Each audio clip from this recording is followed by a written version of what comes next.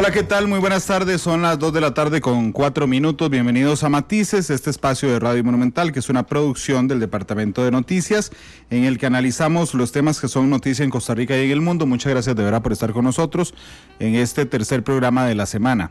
Les recuerdo todas las plataformas en las cuales ustedes nos pueden acompañar. Estamos en vivo en radio 93.5 en FM, estamos en internet monumental.co.cr, estamos en CDR Móvil, que es nuestra aplicación celular, estamos en el Facebook Live de Noticias Monumental, estamos en Twitter en @monumentalcr. Este programa lo pueden observar esta noche a las 7:30 a través de Canal 2 y lo pueden volver a escuchar a las 9:30 en Monumental, la radio de Costa Rica.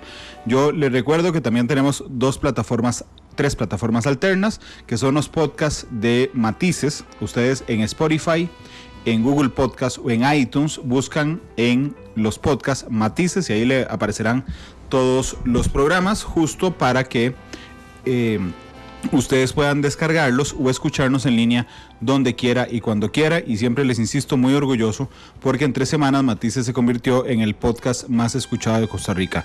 Jefferson Ramírez nos acompaña hoy en los controles. Jefferson, ¿podrías confirmar, por favor, si ya empezamos la transmisión en el Facebook Live? Porque es que a mí no me sale aquí y siempre me gusta presentar a los invitados cuando ya iniciamos la transmisión, justo para enterarlos de qué vamos a hablar el día de hoy, un miércoles que ha sido muy noticioso.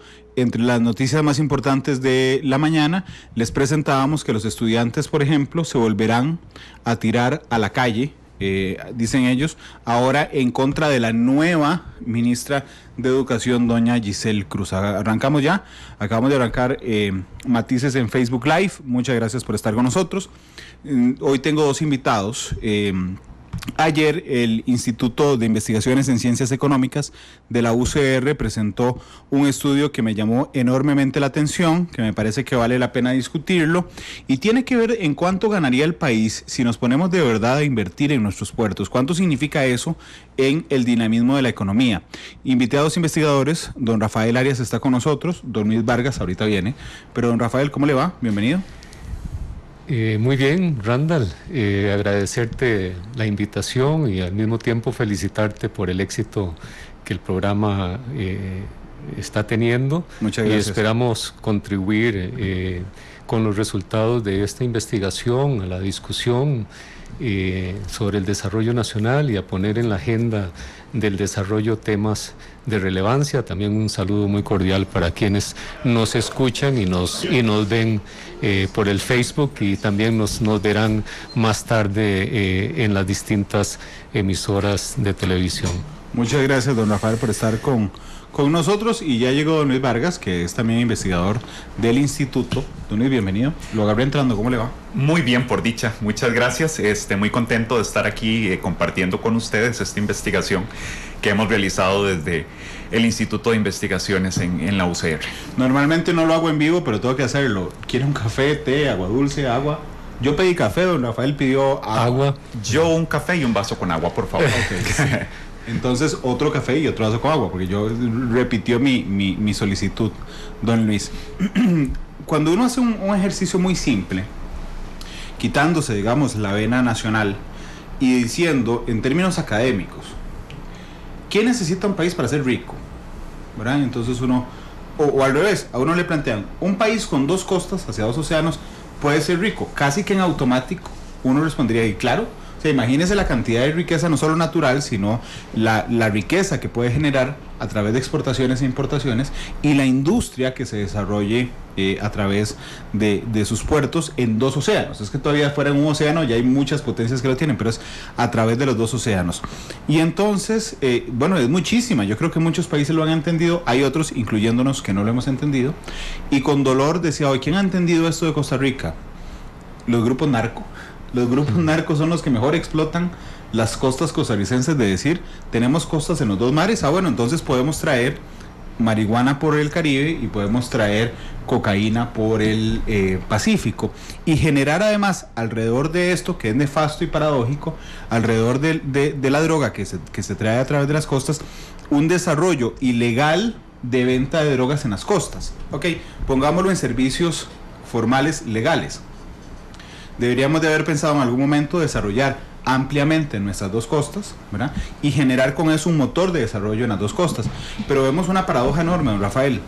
Costas poco desarrolladas, puertos poco desarrollados, con un desarrollo económico de las dos costas altísimamente deprimente, que las convierte, por cierto, en las dos provincias con peor índice de desarrollo humano en nuestro país. Sí, definitivamente es paradójico, como lo mencionas, Randall. En el contexto actual de la globalización contamos con un recurso de gran valor en términos de localización geográfica, ¿verdad? En términos de contar con dos ventanas al comercio internacional, a la economía globalizada. Es un recurso que no todos los países lo tienen en la forma que Costa Rica lo tiene, y bueno, es importante sacar provecho de esa ventaja competitiva de localización que tenemos. Pero para ello se requiere política de transformación productiva, se requiere una política de transformación portuaria, de desarrollo portuario, y en torno a esa política estratégica de transformación portuaria, mejorar también las condiciones de articulación, de encadenamientos productivos de distintos sectores, que está demostrado, que lo demostramos también en el estudio, se articulan perfectamente el desarrollo portuario. Es decir, no es solo el impacto del desarrollo portuario per se, sino son los encadenamientos que podría generar en logística de transporte, logística de almacenamiento, carga y descarga, servicios de diverso tipo, clústeres industriales en torno a los puertos relacionados con las actividades de importación y exportación de bienes y servicios. Es decir, tenemos una gran oportunidad para que el país, en la coyuntura actual de desaceleración económica y que estamos buscando políticas de reactivación, empecemos aprovechando un gran recurso, una gran ventaja competitiva que tenemos, que está en las costas, que está en los puertos que tenemos, en los puertos que podríamos tener para generar este proceso de dinamización económica que tanto necesitamos para la generación de desarrollo y sobre todo la generación también de empleo productivo que tanta falta nos hace y tanta falta les hace a esas regiones, a esos territorios donde paradójicamente, habiendo este potencial tan grande, los problemas, como muy bien lo decías, de desempleo, pero también de acceso a servicios, de pobreza y otros indicadores se han venido agudizando. Es que realmente uno podría decirlo, hasta que da cólera, ¿verdad? Es decir, nosotros no fue que nos apareció en la década pasada una costa, es que desde el nacimiento de la sociedad costarricense tenemos dos costas, pero pareciera que no tenemos visión. Bolivia mata por tener un acceso a mar. Nosotros tenemos acceso a los dos mares. Incluso para los amantes de los videojuegos, les voy a contar, había un juego cuando yo era más joven que se llamaba SimCity. Uno construía una simulación de ciudad y uno iba desarrollándola hasta hacerla más rica. Cuando usted lograba tener mar o acceso al mar en uno de los lados de la ciudad, que era cuadrada, lograba disparar sus ingresos de una manera impresionante. Y si lograba tenerlo en el segundo, es decir, dos lados con mar, era realmente impresionante. Sergio Monge nos dice, Sergio Rodrigo Monge dice: Randall, nunca tuvimos visión. Somos privilegiados de tener dos costas, no solo dos costas, sino hacia el mundo más competitivo, Asia, Europa y Estados Unidos. Tenemos las costas directamente. Chelita, muchas gracias. Yo se lo pagué, yo siempre hago una pausa cuando Chelita viene. No, se agradece para darle el chance. Muy amable. Muchas gracias. Sí, entonces ahora sí podemos hablar. De que nos sirva, y ahora podemos hablar mejor, porque todas las conversaciones son mejores con café. Gracias, Chelita. Luis, les decía, falta visión. Tenemos acceso directo a Asia, ¿verdad?, a Europa y a Estados Unidos a través del mar. Y pareciera que aquí nos dimos cuenta ayer con el estudio. Sí, es muy curioso porque inclusive esto que decís, Randall, a mí me llama mucho la atención, y en realidad hay una señal positiva y positiva por un lado, ¿verdad? Pero por otro lado triste, y es inclusive que el capital privado, en este caso de una compañía transnacional dedicada a la logística, ve el potencial de las costas antes que el desarrollo de la política nacional, ¿verdad? Ese es el caso de la construcción de la TCM, ¿verdad? APM Terminals decide invertir en Costa Rica efectivamente porque hay un potencial al que como usted decía, nosotros le hemos dado la espalda, ¿verdad? Le hemos dado la espalda al mar. Eso es algo que hemos hablado con expertos que nos lo dijeron una vez, y la verdad que lo seguimos utilizando, esta expresión que resulta completamente clara, ¿verdad? Y atinada. Le damos la espalda al mar. Como usted decía, un recurso valiosísimo, y ya es hora de que tengamos una política pública realmente enfocada en el aprovechamiento de un recurso tan valioso que también, como decías, otras naciones desearían tener. El desarrollo de los tigres asiáticos, el desarrollo de China con estas altísimas tasas de crecimiento que ha tenido en los últimos años, y el desarrollo de las principales ciudades alrededor del mundo ha sido a partir del mar. Claro. Cuando nosotros, teniendo tantísima costa y una costa tan rica, porque no solo tenemos costa, sino una costa riquísima, y algo que le debemos sumar, que no es menor, es que a la par de nosotros tenemos a uno de los principales actores de la industria marítima portuaria en el mundo, el Canal de Panamá, sino que podríamos decir el mayor actor a nivel mundial. China, por eso, por dar un ejemplo, Estados Unidos, las dos grandes potencias económicas actualmente, están interesadísimas en la región, no solo en Panamá. Efectivamente, Panamá es el foco, pero nosotros, sus vecinos, tenemos una oportunidad gigantesca por desarrollar esta industria. Claro, pero es muy interesante porque cuando uno hace la lista, digamos, de los ítems positivos que tiene Costa Rica, encuentra un montón, ¿verdad? Y entonces uno dice, ok, tenemos más de 100 años de estar al lado del Canal de Panamá. Tenemos acceso a las dos costas, tenemos mar directo con Asia, tenemos mar directo con Europa, tenemos mar directo con los Estados Unidos, tenemos además, no tenemos costas que venga una montaña y de un momento empieza el mar, sino que van bajando en un relieve muy suave que nos permite generar una infraestructura riquísima. Tenemos puertos muy planos y anchos, digamos, lo que nos permitiría desarrollar una industria completa a través de las costas. Pero no lo logramos, dice Ronald González. Yo jugué ese juego, el que hablé de SimCity, sí, y desarrollé mi megapuerto. Sí, justamente, vamos a ver, yo no quiero hablar de videojuegos hoy, pero lo que quiero decir es que en el más sentido estilo lúdico, uno lo piensa y le parece lo más lógico. Entonces uno no entiende cómo no ha sido lógico a nivel nacional. Porque Ronald dice, ¿por qué las grandes transnacionales solo se instalan en el GAM? Randall, ¿por qué no se crean incentivos para que se instalen en zonas costeras? Claro, pero imagínate una transnacional instalada en el Pacífico de nuestro país que necesita usar Caldera, que está prácticamente colapsado, don Rafael. Sí, Randall, es interesante, ¿verdad?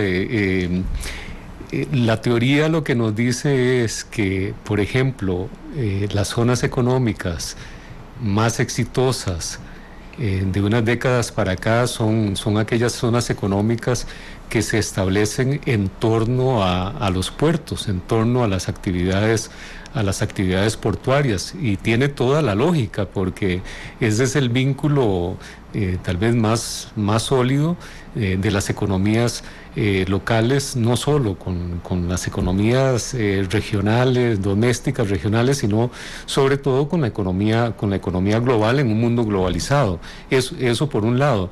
Ahora, por otro lado, uno tiene que entender que para aprovechar esas oportunidades estratégicas que el país tiene en términos de la localización, en términos de las costas, como bien lo decía Luis, tan ricas que tiene, que no son solo costas para el desarrollo de las importaciones y exportaciones, sino que se pueden articular muchísimas otras actividades de desarrollo inmobiliario, desarrollo de servicios, del turismo en distintas modalidades, de sectores muy dinámicos de agronegocios. Es decir, todas estas cosas nosotros las hemos venido estudiando ya desde hace más de un quinquenio, y hemos participado con expertos nacionales e internacionales.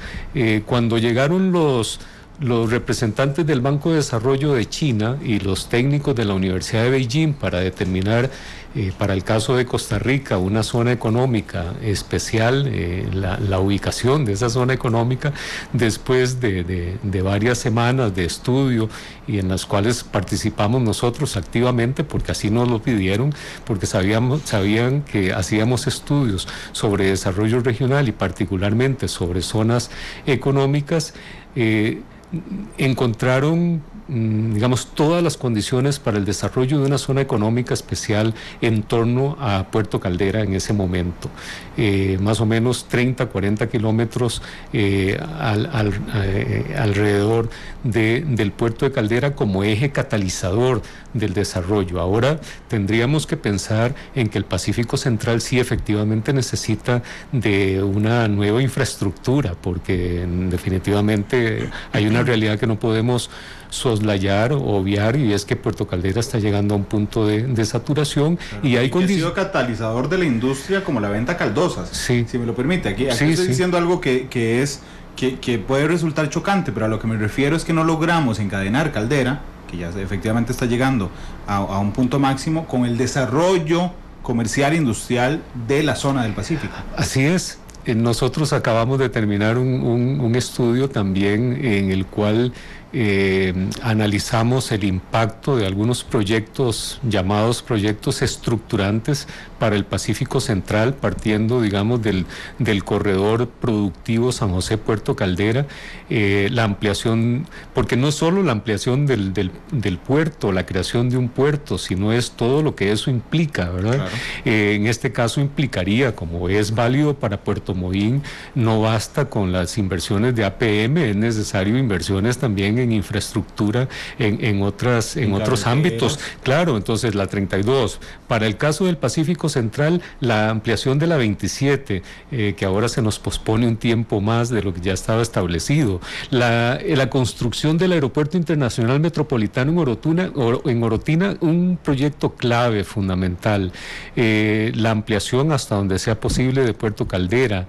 El desarrollo de proyectos de parques industriales que han estado en iniciativa privada, incluso con estudios del Georgia Tech y otros estudios de prefactibilidad para el desarrollo de esos parques industriales, donde hay iniciativa privada interesada en el desarrollo de parques industriales, digamos, en el segmento entre Orotina y Puerto Caldera. Es decir, las condiciones están dadas para el desarrollo de zonas económicas fuera del gran área metropolitana. Sin embargo, Randall, aquí un punto muy importante a propósito de lo que el estimable escucha nos decía, es que para desarrollar estas actividades, para desarrollar ciudades intermedias, ciudades puerto importantes, para desarrollar estas economías de aglomeración, estos clústeres o zonas económicas, como se le quiera llamar,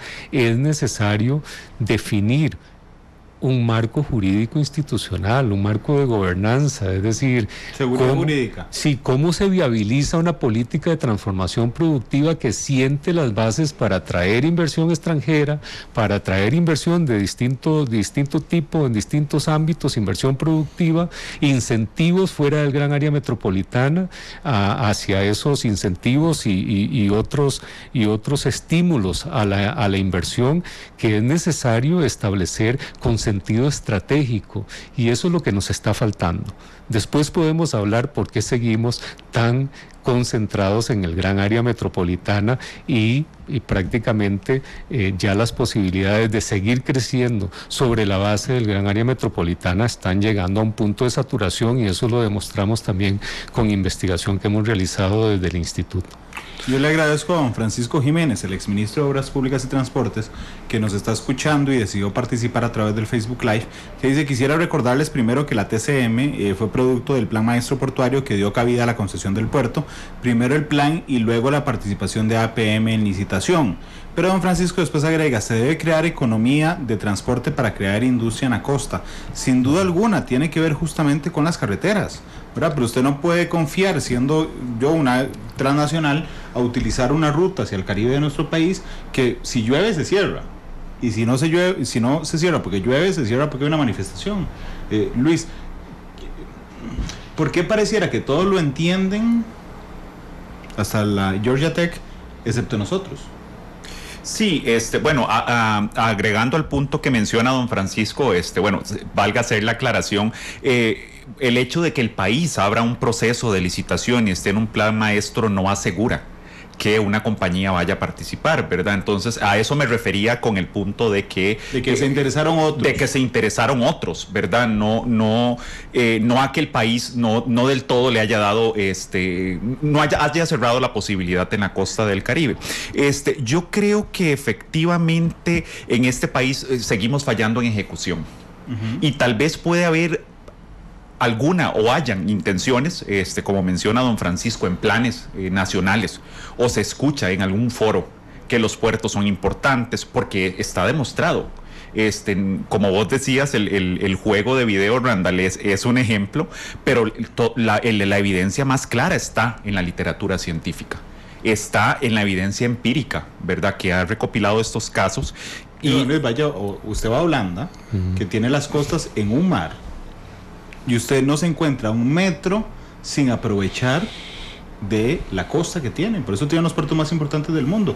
Pero no solo tienen el puerto. O sea, es que aquí lo que hacemos es que vemos el puerto, caminamos o manejamos 200 metros hacia tierra adentro y ya se acabó cualquier desarrollo económico vinculado con el puerto. Exacto. Y justo das, Randall, en el punto, ¿verdad? Esa visión estratégica, esa planificación y ese aprovechamiento de este recurso tan importante va más allá de una sola infraestructura, va más allá de inclusive de crear el puerto. Para ello se debe pensar en efectivamente todo lo que don Rafael comentaba, ¿verdad? Y usted también comentaba de cómo logramos hacer ese desarrollo integral y logramos encadenar y vincular la actividad portuaria con el resto de la economía. Efectivamente, como don Rafael mencionaba, hacia el exterior, ¿verdad? Los puertos como instrumento para el trasiego de bienes, pero también como un recurso importantísimo, ¿verdad? Para dinamizar el resto de la economía. Porque, vamos a ver, si lo pensás solo para que las cadenas globales de valor, ¿verdad?, que ahorita son sin duda alguna el estandarte del comercio internacional, sigan operando y sigan viendo a Costa Rica como un socio estratégico, como un actor clave en las cadenas globales de valor, fabuloso. Esto no va en contra de la estrategia que ha seguido el país hasta el momento, que ha traído grandes inversiones y empresas importantísimas en eléctrica y electrónica, luego en dispositivos médicos, que también se valen de esta infraestructura como principal medio de trasiego de bienes del país, sino también a que logremos dinamizar sectores como la agroindustria, como inclusive si hablamos de pesca, si hablamos de turismo, que tienen un potencial altísimo, ¿verdad? Y que ahí es donde decimos tenemos que sacar provecho total de la costa. No podemos seguir pensando en este país en un proyecto en particular sin ese encadenamiento. Hay que encadenar los esfuerzos que hagamos para lograr tener ese efecto multiplicador máximo posible, ¿verdad? Que tanto esperamos para reactivar la economía y generar fuentes de empleo. Yo creo que las anécdotas y las ilustraciones a veces nos ayudan a entender mucho mejor los temas más serios que existen. Un día de esos alguien compró algo en Wish o en AliExpress, no sé, ¿verdad? Entonces decía, tiempo de llegada 60 días, y me dijeron a mí, ¿cómo un avión va a durar tanto? Y no, es que eso no viene por avión, viene por barco. ¿Por qué por barco? Bueno, porque el comercio mundial ha estado basado en las exportaciones a través de las vías marítimas. Así fue como se desarrolló y así es como se desarrolla hoy. Sin embargo, leyendo el estudio me quedé asombrado que solo el 56% de las exportaciones costarricenses se van por el mar. Sí, inclusive, Randall, estamos por debajo del promedio mundial. Claro, según el último informe, dos costas. Según el último informe de la UNCTAD, que es el instituto mundial encargado del análisis del trasiego marítimo, el promedio nacional mundial ronda el 70%. Y se ha mantenido ahí. Nosotros ni siquiera, como vos decís, hemos logrado explotar al máximo el potencial que tenemos, sumado a que muchísimos países, economías del mundo desearían tener las la cantidad de línea costera que nosotros tenemos en ambos mares, ¿verdad? Y además de eso, sumémosle lo que vos decías antes, Randall, de la facilidad y las condiciones topográficas tan maravillosas que tenemos para lograr mover y trasegar bienes. Dice Luis Quiroz, por favor pregúntele a ellos si saben algo, así que les pregunto si saben algo del Canal Seco, el proyecto del Canal Seco. Sí, sí. Bueno, qué interesante, Luis, gracias por la pregunta, porque casualmente estaba pensando en eso ahora que Luis Vargas estaba haciendo su análisis. Nosotros tenemos condiciones tan favorables para el desarrollo que no se justifica, por ejemplo, que existan en estos momentos las asimetrías territoriales tan fuertes que existen en el país cuando comparamos el gran área metropolitana, que representa menos del 4% del territorio nacional y donde se concentra prácticamente la mayor parte de las actividades administrativas, político-administrativas, el principal mercado de trabajo del país, la mano de obra más calificada. Es decir, los datos están ahí y los podríamos ver o analizar algunos de ellos, pero digamos, lo que uno se encuentra es que el país ha desarrollado históricamente un proceso de centro-periferia, es decir, una gran concentración en el gran área metropolitana que no ha de las actividades productivas, económicas, político-administrativas, de los servicios,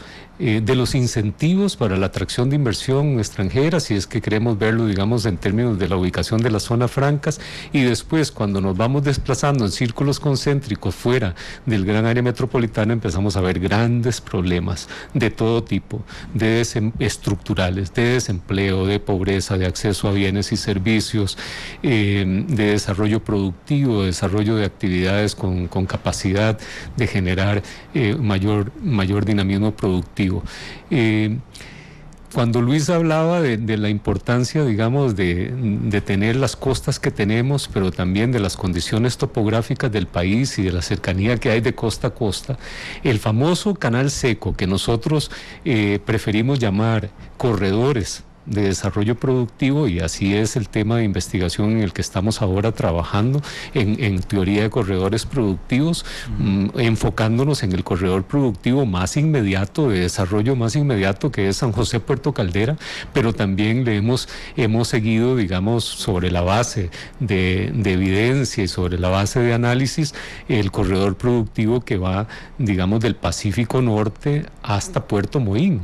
Y es interesantísimo, Randall, porque necesitamos otro puerto en el Pacífico, eso es definitivo.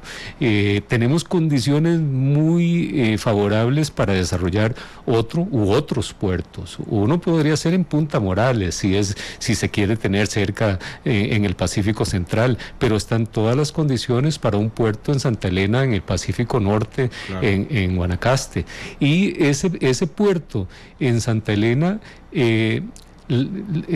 comunicaría a través de las llanuras de San Carlos, por todo llanura, todo plano, por eso es el Canal Seco, del Pacífico Norte, comunicaría el Pacífico Norte con Puerto Moín, articulando pero distintos... ¿cómo se le ocurre hacer una carretera que no pase por San José?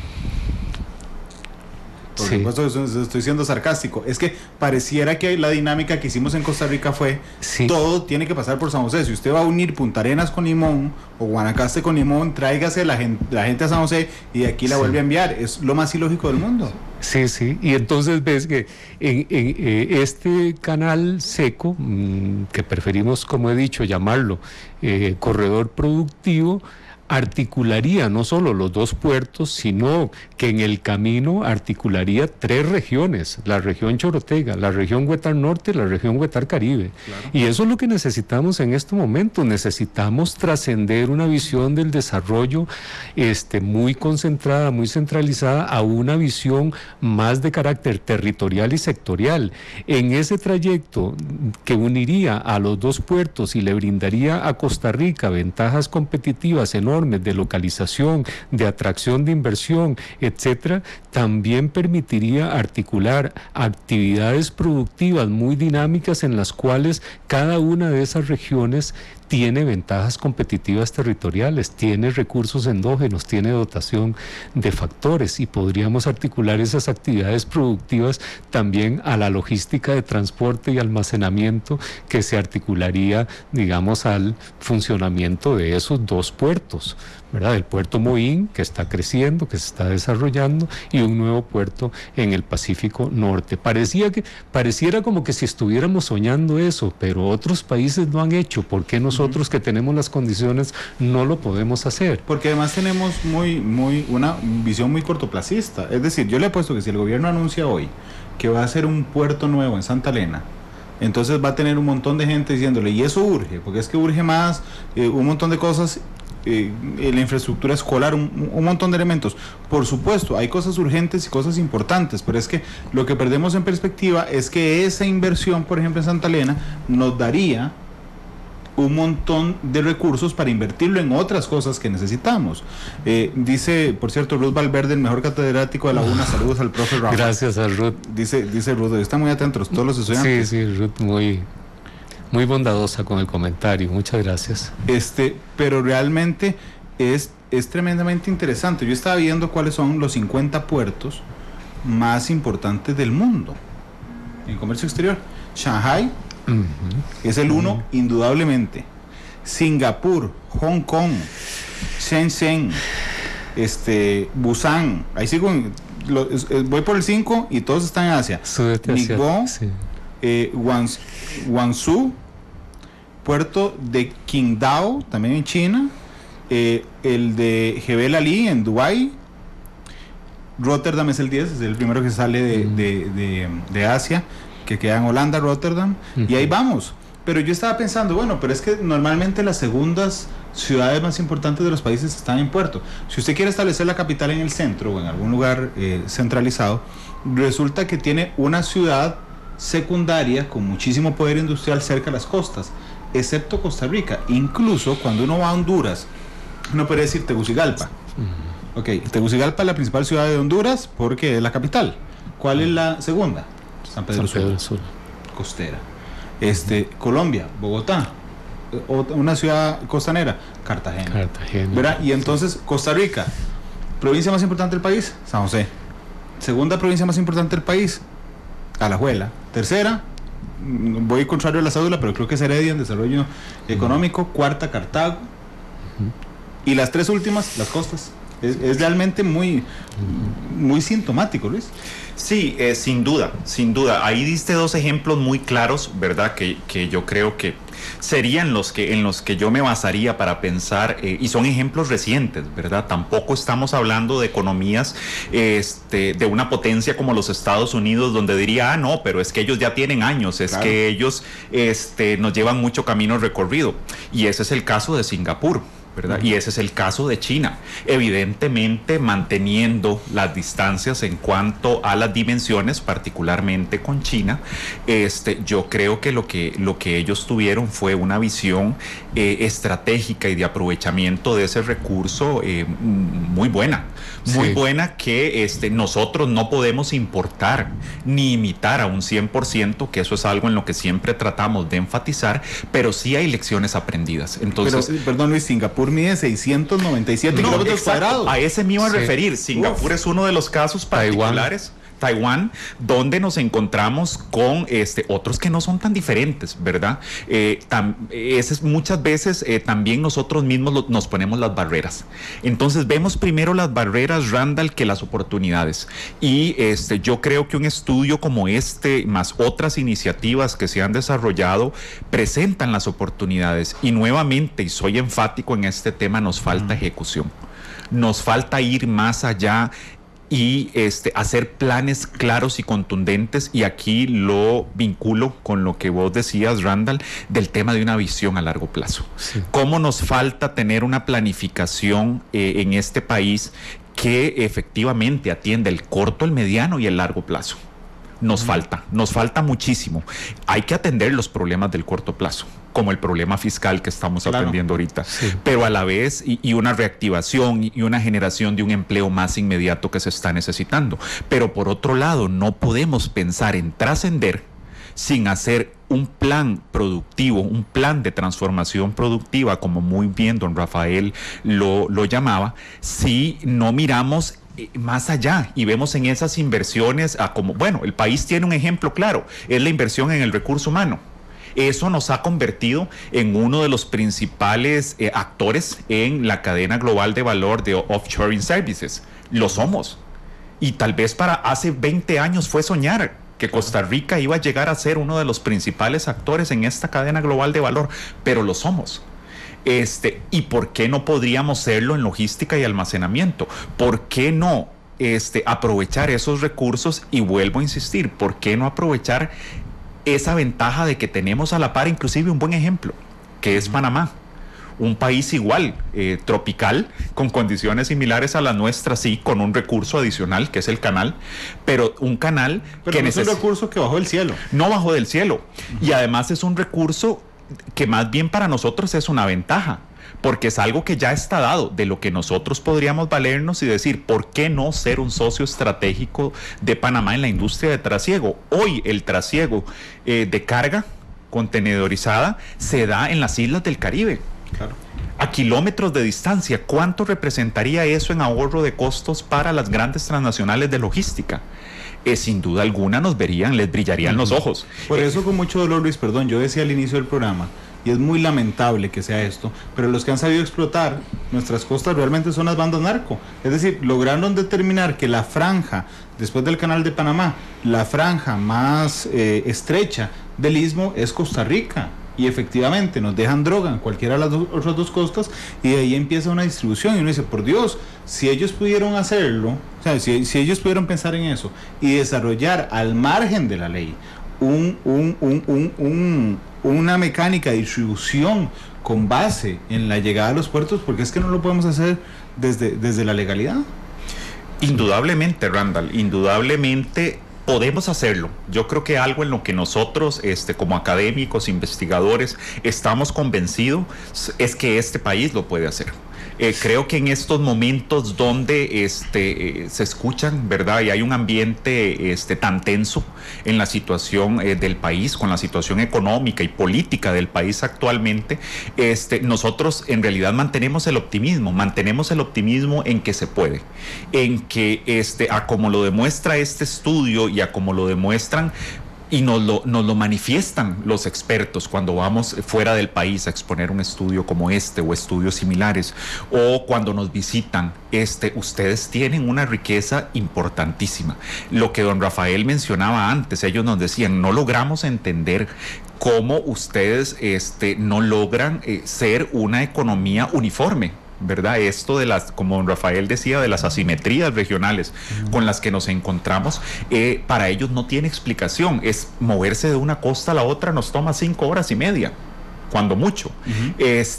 Si pasamos por el Valle Central, ¿verdad? Pensando en pasar por la GAM, que de todas maneras estas estrategias de desarrollo territorial, y siempre tratamos de dejarlo muy claro, no es contrario a las políticas de desarrollo actuales, no es contrario al desarrollo de la GAM, es complementario. No es contrario a las zonas francas existentes, para nada, es complementario. Recursos de esta naturaleza van a fortalecer aún más las industrias localizadas en la GAM, porque esto es economía de aglomeración. Esto es algo estudiado por Krugman y por muchos otros, Fujita y muchos otros teóricos, donde se demuestra cómo la aglomeración de industrias logra magnificar los impactos positivos, los efectos en la economía. Entonces, eso es lo que estaríamos logrando, simplemente lograr ese sueño que tenemos todos los costarricenses de un desarrollo equilibrado, que no se logra con construir un puerto, efectivamente, va más allá. Pero son pequeñas acciones, o no sé si pequeñas, son acciones, claro, son pasos estratégicas. Es que ese es el detalle. José Eduardo Bedoya dice, el sur tiene otras ventajas, por ejemplo, y recursos. Sin duda la posibilidad de unir el sector suroeste de Limón con el sur-sur de Punta Arenas, digo, sin volver a pasar por San José, sí, sería lo más lógico, pero además no existe hoy. No. Estas son cosas que hemos venido comentando y a la gente realmente le interesa, a mucha gente en distintos ámbitos en los que conversamos, desde nuestras clases en la universidad hasta cuando visitamos distintas regiones y conversamos con los sectores, con los actores en esas regiones. El problema de la región Brunca del sur es un problema que ha estado ahí por mucho tiempo. ¿Qué ha faltado? Ha faltado definitivamente política, arreglos institucionales y políticas productivas que permitan, digamos, al sur articularse dentro del mismo sur, que ya ahí hay un problema de desarticulación. Claro. Es una región, pero una región muy fragmentada, donde te encontrás un par de centros de aglomeración, de ciudades intermedias, pero ciudades intermedias que tienen, digamos que un alcance muy limitado y que empiezan a presentar, curiosamente, paradójicamente, los mismos problemas de gran área metropolitana, claro, de San José. Vas a Pérez Celedón y te encontrás como que se estuvieran reproduciendo los problemas de San José en Pérez Celedón, ¿verdad? Los típicos problemas. Entonces aquí nosotros siempre hemos hablado de la necesidad, de la importancia de generar convergencia económica, convergencia del desarrollo. Las ciudades intermedias son muy importantes, por ejemplo, para articular a la región Brunca internamente dentro de la misma región, pero también con el resto del país. Es una región que está muy aislada y que falta entonces desarrollo de infraestructura y arreglos institucionales que permitan a esa región articularse mejor al resto del país, digamos, a los centros más dinámicos del desarrollo del país. Para eso se necesita inversión en infraestructura, se necesita también, como lo mencioné anteriormente y lo he mencionado en otras instancias de opinión, es necesario ir hacia un esquema de gobernanza regional realmente eficiente. Costa Rica tiene 6 regiones de planificación, pero no tiene un esquema de gobernanza a nivel regional. Cuando uno busca las instituciones que definen las actividades, los mecanismos, la asignación de recursos, el desarrollo a nivel regional, no encontrás, Randall, esos mecanismos porque no existe ese esquema de gobernanza. Tenemos un Ministerio de Planificación que definió en la década de los 70 6 regiones de planificación, pero después de la planificación, digamos, a nivel nacional, la estructura, digamos, a nivel del gobierno nacional, bajamos de golpe a la estructura de los municipios o a la estructura municipal. Sí, no tenemos intermedio. No hay intermedio, es un salto al vacío. ¿Cómo nos vamos a desarrollar? Tenemos 6 regiones que ya dejaron de ser funcionales para la planificación del desarrollo del país, regiones que tienen una gran cantidad de recursos como la región Brunca, digamos, que hemos identificado recursos de biodiversidad, todo el sur-sur. Esa costa del sur-sur es una costa que ya está siendo, ya aparece en las revistas más importantes de Europa como destino turístico basado más en biodiversidad y en la riqueza de biodiversidad que tiene. Ahí hay un potencial enorme, incluso para desarrollar un corredor productivo más en esta línea, digamos, de corredor productivo basado en la biodiversidad, incluso articulando puertos con sello verde, ¿verdad? Puerto Quepos, Puerto Golfito. Hay condiciones ahí también muy interesantes, pero necesitamos como país pasar a una nueva regionalización. Las 6 regiones del país se quedaron, digamos, son muy grandes cuando uno las ve en el mapa espacialmente. Uno ve, por ejemplo, en la región Chorotega, la región Brunca, niveles de concentración altísimos en 2 o 3 cabeceras de cantón y luego una gran dispersión en el espacio. Falta de articulación, falta de desarrollo, problemas de desempleo, problemas de pobreza, problemas de encadenamientos. Es decir, no podemos seguir con ese sistema de regionalización. Nosotros hemos terminado un estudio en el cual llegamos a la conclusión, digamos, científicamente validada, de que es necesario pasar a otro sistema. Y este sistema es un sistema que contempla 15 subregiones. 15 subregiones. De 6 a 15. De 6 a 15, donde no son tan grandes ni son tan pequeños. Las regiones no son tan grandes como lo son ahora, ni tan pequeñas como el cantón. Exactamente. Y entonces, con una serie de criterios científicamente validados, llegamos a la agrupación de 15. Pero la organización política también me parece interesante. Es decir, cuando usted le da a cada una de esas regiones una cabeza política, o varias cabezas políticas, pero digamos, finalmente cabezas de decisión, usted lo que va a tener es algo que yo me imagino como cuando usted agarra 5 equipos de ventas o de atracción de inversiones y los pone a competir entre ellos, ¿verdad?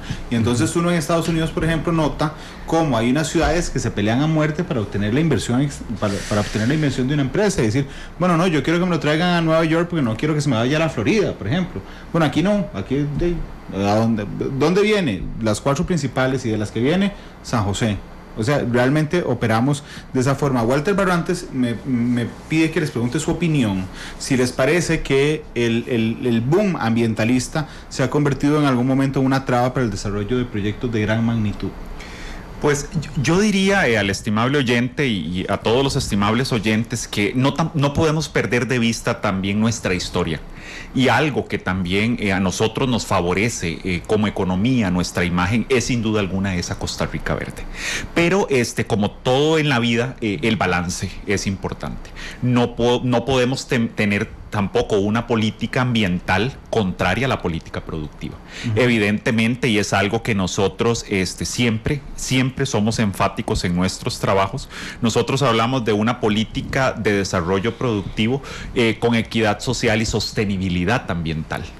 Tampoco podemos, por tener un altísimo desarrollo productivo, descuidar esos recursos tan valiosos con los que este país cuenta y que la han convertido sin duda alguna en una potencia mundial en ambiente, y eso también favorece la atracción de inversiones y eso también favorece la industria turística sin lugar a dudas.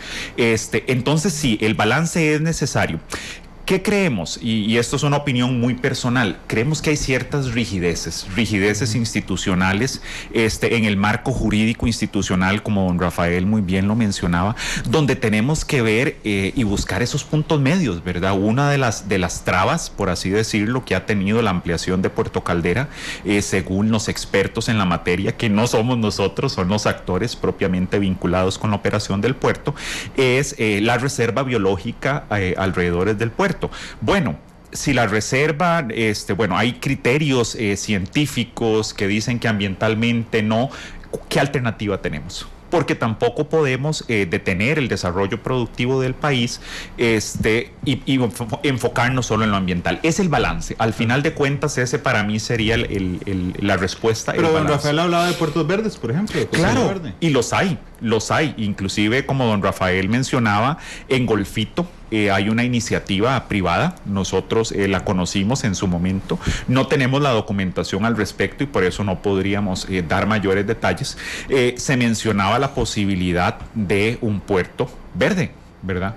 Un puerto que fuera sustentable, ¿verdad? Y sostenible ambientalmente hablando, y que fuera carga limpia, lo que se transportara o lo que se moviera por ese puerto. Son posibilidades que el país tiene que explorar, pero nuevamente es salirnos de lo tradicional. Yo creo que ahí nos hemos quedado en lo tradicional. En este país pareciera ser que no tenemos capacidad, no sé si capacidad es la palabra, tal vez es muy fuerte, o visión, para atender más de un fenómeno, más de una actividad a la vez. Entonces, claro, tenemos una actividad en su momento, como decía, eléctrica y electrónica, que fue el estandarte de las exportaciones. Hoy son los dispositivos médicos.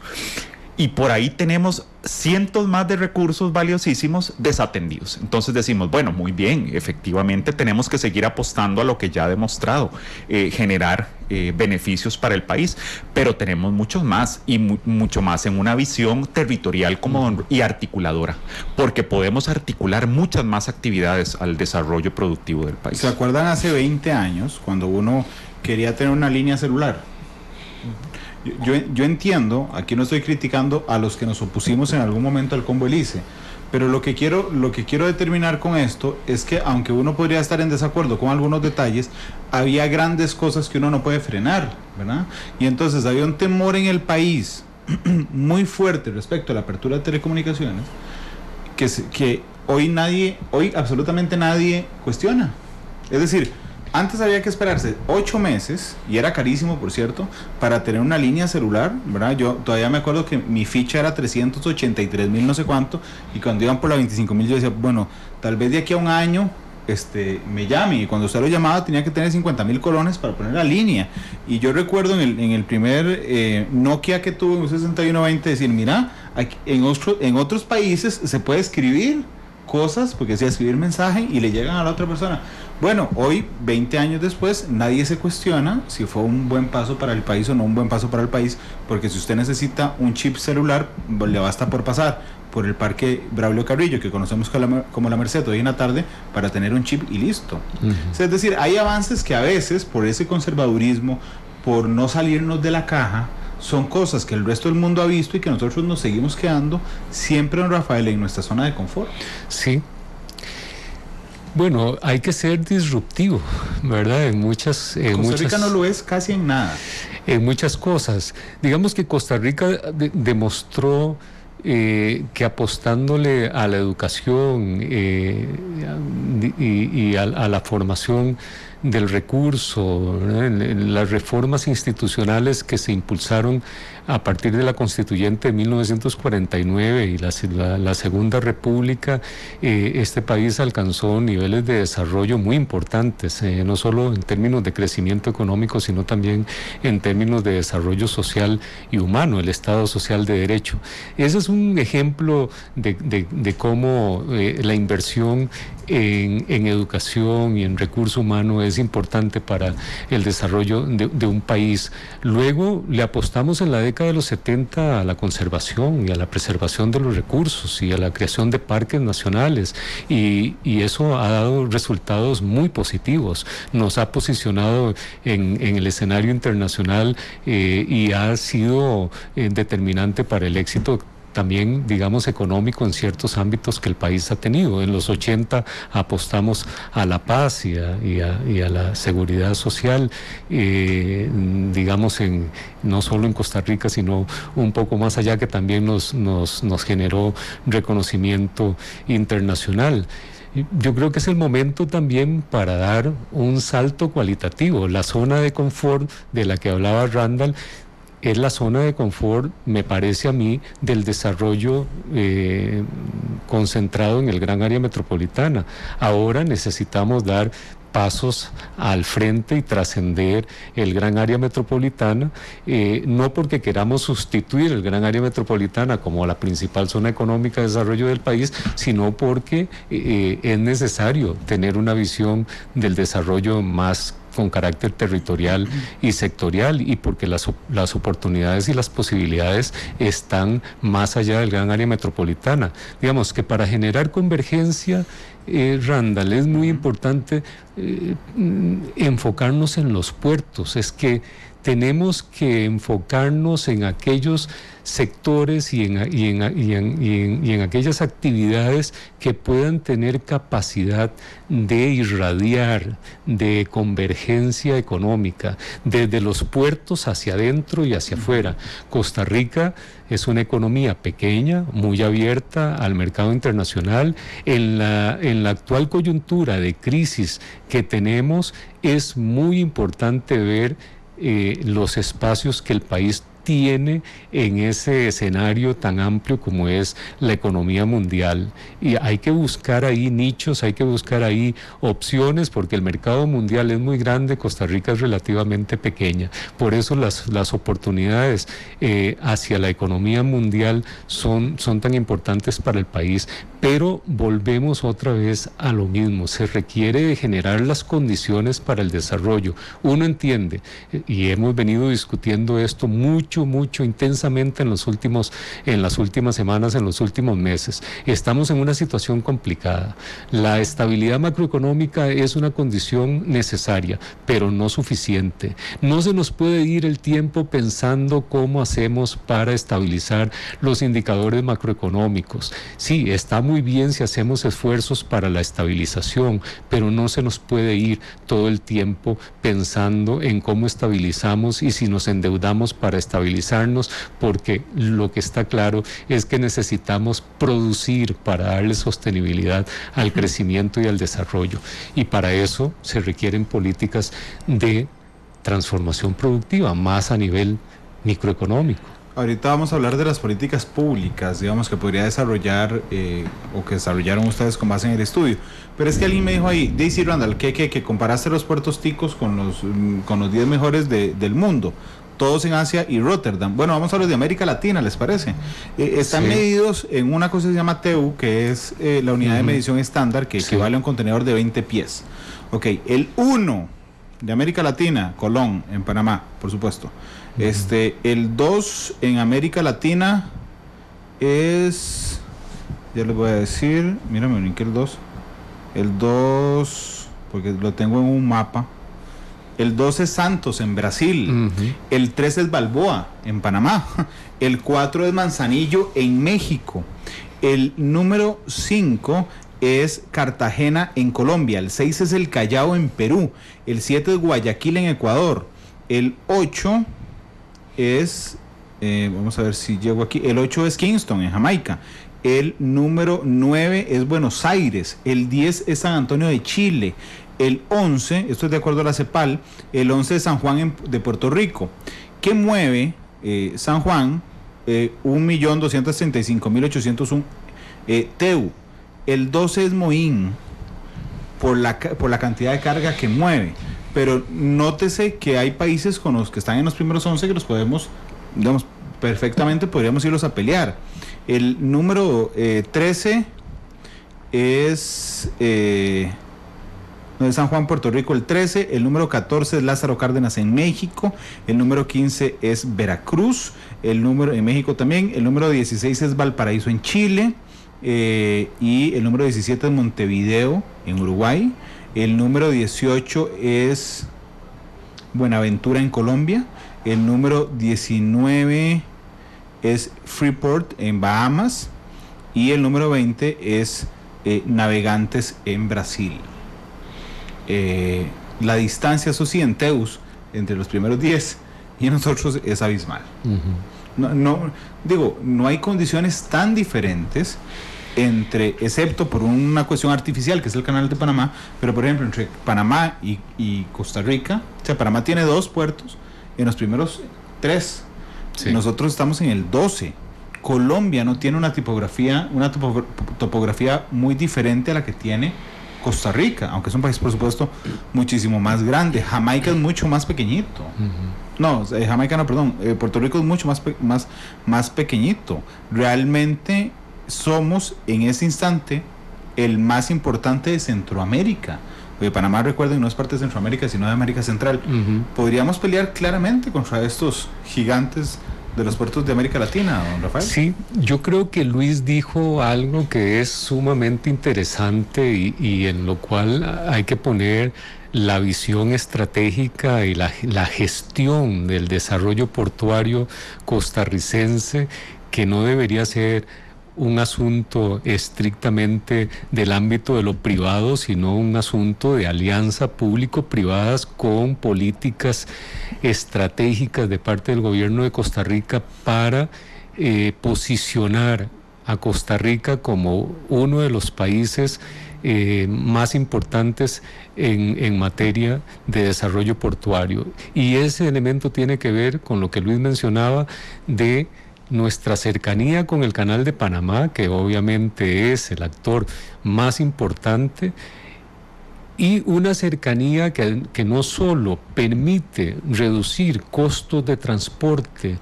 y mejorar economías a escala, que son los 2 elementos más importantes que se mencionan en la literatura internacional, y por eso a Krugman se le da el Premio Nobel de Economía por sus trabajos en costos de transporte y economías a escala, que cambia la visión y la concepción del comercio internacional. Costa Rica tiene ventajas competitivas que pueden ser que estén estáticas, hay que convertirlas en dinámicas, generando una transformación portuaria, pero el hecho de que estemos tan cerca del Canal de Panamá nos da ventajas muy importantes en materia de costos de transporte y economías de escala.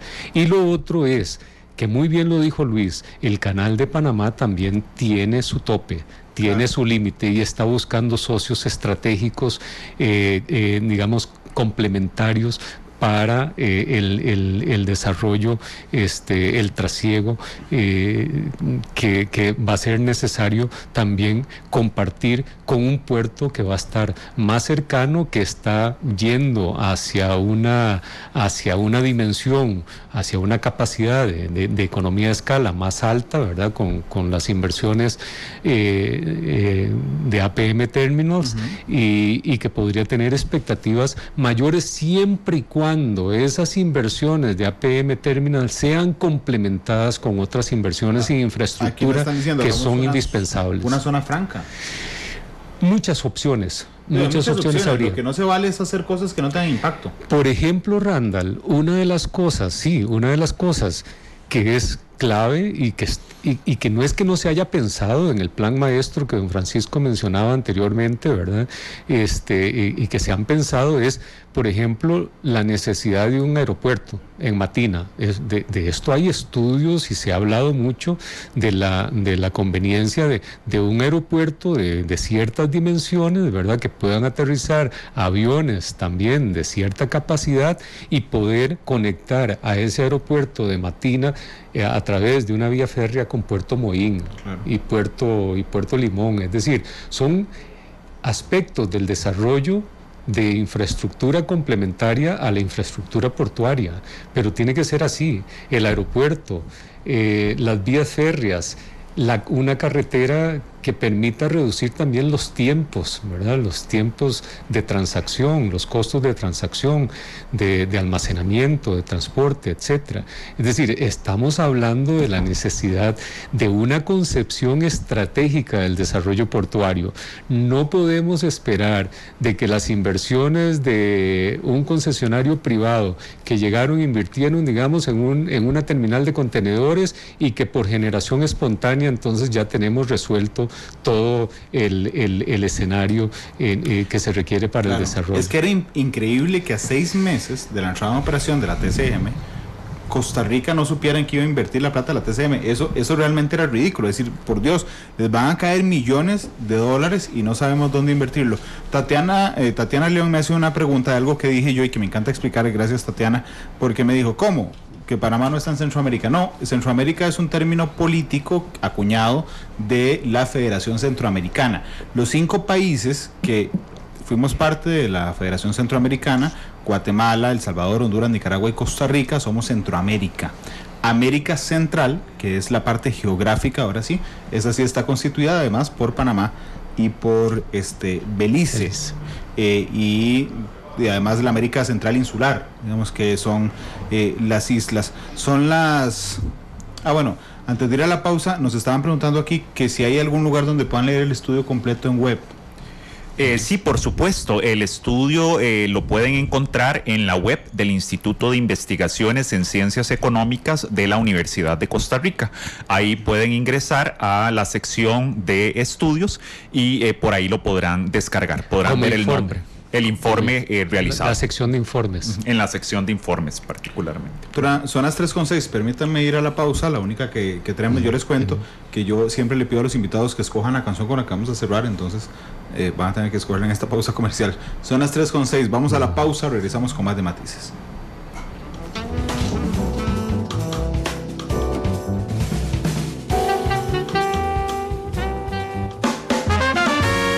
Porque la realidad tiene muchos tonos, matices.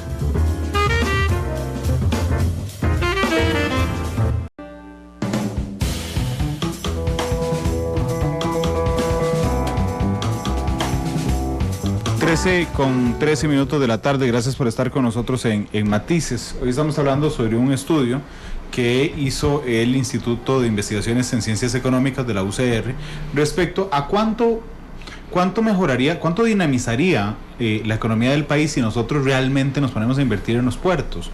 Un día de estos que conversaba con mi buen amigo, pero además analista aquí en Matices, don Constantino Urcullo, catedrático de la UCR, don Constantino me decía, Randall, ¿veas qué preocupado que estoy? Porque según algunas lecturas que hice y algunos expertos que consulté, para poder lograr mover un punto del PIB solo basándose en infraestructura, porque hay una presunción que todos repetimos como loras, incluso sin haberla estudiado, ¿verdad? Y la asumimos como un mantra prácticamente.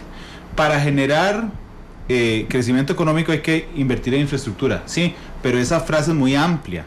Realmente, para que usted mueva un punto del PIB, tiene que invertir una absoluta millonada, lejano a cualquier inversión que hayamos hecho, en infraestructura, cuando estamos hablando de carreteras o infraestructura pública en general.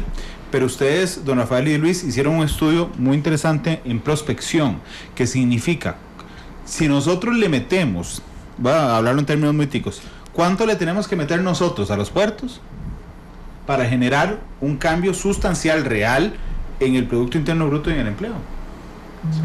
Sí, efectivamente, Randall, nosotros nos planteamos esta duda, ¿verdad? Porque como vos decís, es algo que se ha venido discutiendo y es algo que creo que la mayoría de los personas que hemos trabajado el tema de inversión en infraestructura lo tenemos claro, porque así lo demuestra la evidencia empírica, porque así también lo han demostrado experiencias en el país. Tiene capacidad para hacer que tengamos un mayor crecimiento en la producción. Pero aquí es donde nosotros también tenemos que hacer, bueno, primero que todo decir que tiene que ser una inversión estratégica, tiene que ser una inversión que lo sustente una planificación, ¿verdad? Más de largo plazo, algo que Randall mencionabas antes, esa necesidad de vernos como economía no a 2 años, no a 4 años, que es el periodo de una administración, sino en el largo plazo. Es que esto nos puede generar muchas oportunidades, la inversión en logística, porque aquí aprovecho el espacio para hacer una aclaración. Nosotros hablamos de puertos, en este estudio era el centro, pero algo que dejamos muy claro en nuestras conclusiones es que el tema de logística es un ecosistema. Para que el puerto funcione, como don Rafael lo mencionaba antes, a máxima capacidad o a una capacidad óptima, necesitas hacer un desarrollo de infraestructura en torno al puerto básico, necesario, ferroviario, terrestre, inclusive canales, como en los grandes puertos del mundo, ¿verdad? Donde se trasiegan bienes vía canales, contenedores completos vía canales, inclusive, ¿verdad? Entonces, esto es algo que tenemos que tener muy claro, ¿verdad? Es esa visión más a largo plazo y estamos en una coyuntura donde ya hemos demostrado que la alternativa que tenemos para infraestructuras de esta magnitud no es hacerlo con recursos del Estado, de ninguna manera. Sin duda alguna hay que recurrir a la alianza público-privada, una alianza pública-privada, eso sí, donde se definan las reglas del juego muy claras, donde estén los arreglos institucionales, jurídicos necesarios para que esto beneficie el desarrollo del país, para que se le devuelva a Costa Rica, no solo a través de ese mayor dinamismo en la economía, sino también de estos cánones que son regularmente el mecanismo de estas concesiones, donde se invierte en el desarrollo de las comunidades que poseen estas infraestructuras o donde se desarrollan estas infraestructuras. Sí. Franz Ulrich nos hace un comentario que me parece que resume mucho lo que hemos hablado hoy, porque dice: me encanta la visión futurista que se presenta hoy en Matices, y así hay miles de proyectos más y a nivel académico, todo genial. Por desgracia, en este país es imposible echar a andar los proyectos e implementarlos. Los políticos y los grupos de presión de minorías siempre terminan trayéndoselo abajo. Franz pone de ejemplo Cruzitas, que por supuesto es un tema por aparte de discutir, pero es que realmente a mí siempre me preocupa cuando yo me reúno y analizo, por ejemplo, el informe Estado de la Nación o el informe de las finanzas públicas de la Contraloría General de la República. Yo siempre le pregunto a los actores, ¿y esto tiene incidencia? O sea, es decir, sí, listo, está genial, pero ¿quién va a usar esto?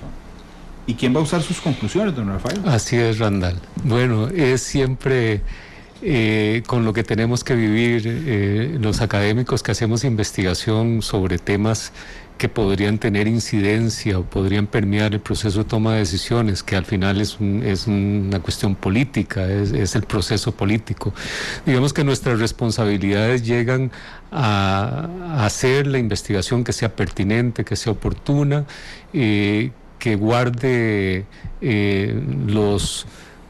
conceptos de solidez y de rigurosidad científica que tienen que guardar, y después nos queda una gran tarea, que es ver cómo podemos divulgar esos resultados, y por eso te agradecemos tanto este espacio, porque no es fácil tampoco, digamos, divulgar masivamente los resultados de investigaciones que pueden generar un impacto positivo para el desarrollo del país, pero sí tenemos muy claro que a partir de que terminamos nuestras investigaciones y tenemos nuestros resultados, ya lo que sigue es un proceso político, y a veces puede ser muy frustrante ver cómo nuestras investigaciones se quedaron ahí, ¿verdad?, en investigaciones que le cuestan al país porque son financiadas con recursos públicos. Nosotros hacemos todo el esfuerzo y es una cosa que nos apasiona.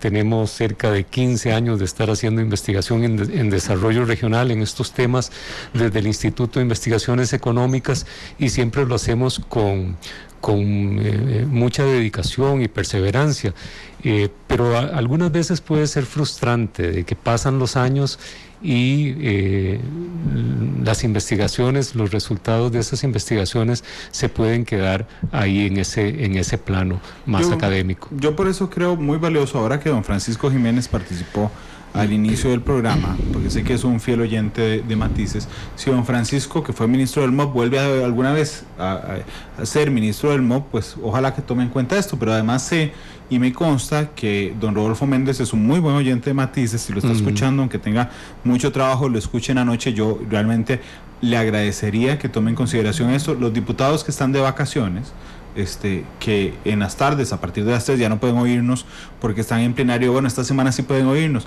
y hay que ir justamente sembrando esa semillita en la clase política, que finalmente la que toma la decisión, lamentablemente muy alejada a veces de los criterios técnicos, y muy interesados además en el cortoplacismo que hemos subrayado varias veces en el programa, y que Yuli Vega resume en una afirmación que está en Facebook Live, que dice: es que a los políticos le temen a no recibir halagos porque los resultados son a largo plazo. Por supuesto, cuando usted va a dirigir un país 4 años y usted tiene que emprender un proyecto que va a durar 20, ¿verdad?, o 10, o 8, o 6, y lo va a inaugurar el gobierno que sigue, eso no es nada más y nada menos que populismo, y además es una mezcla de egoísmo enorme.